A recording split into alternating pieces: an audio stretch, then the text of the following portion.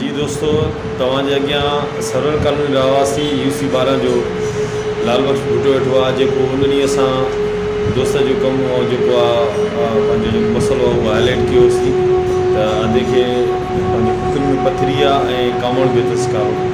सो हुनजे इलाज लाइ हिन अपील कई दोस्तनि खे। अॼु पुछूं था दोस्त खां त केतिरी हुनजी वार थी आहे, कंहिं कंहिं वार कई आहे, छा को अहिड़ो ख़ुदा तरस माण्हू न मिलियो आहे दोस्त? मां कॾहिं पथरी जो वार मिस्त्री आहियां। मां हिन करे टुटी जी पथरी में मुबतला आहियां, जेका हिन करे डॉक्टर 39 में ॿुधाईंदा पिया। ऐं कुझु सालनि खां वठी हेपाटाइटिस C में बि कानून में मुबतला आहियां, जेको मां घणी तकलीफ़ आहे। हिन 6 महीने खां काफ़ी अर्से खां मां 6 महीने खां वठी मां घर वेही आहियां, जेको मुंहिंजो उमिरि सफ़र तमामु तंग पियोसीं। काफ़ी दोस्तनि खे अपील कई, कुझु मीडिया तरफ़ां, कुझु दोस्तनि खां, कुझु सियासी हिसाब सां समाजी कानून मिलियासीं, लेकिन काथन वार थिए। लेकिन हिन करे डॉक्टर वाला बस जी वियासीं, हुननि कराइटा जे हिसाब सां असांखे रियायत में रियायत सोशल मीडिया जे तरफ़ां माण्हुनि खां चौरासी भरी 30,000 रुपयो कयो आहे। अमाला बस आहे, अमाला बस आहे, जंहिंमें मूंखे 15 खां 16,000 हिन करे चङो मिलियो आहे, जेको मां कयो आहे। उहो कंहिं डोनेट कयो आहे तव्हांखे?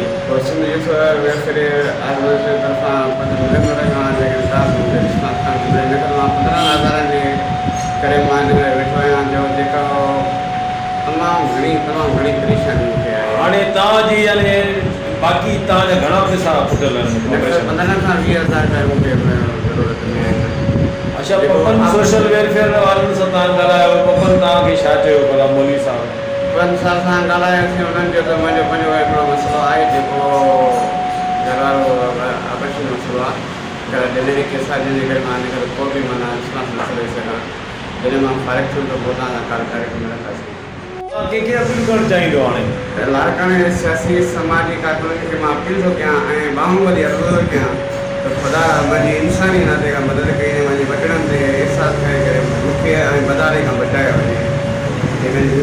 कंहिंजी सलाह मुंहिंजी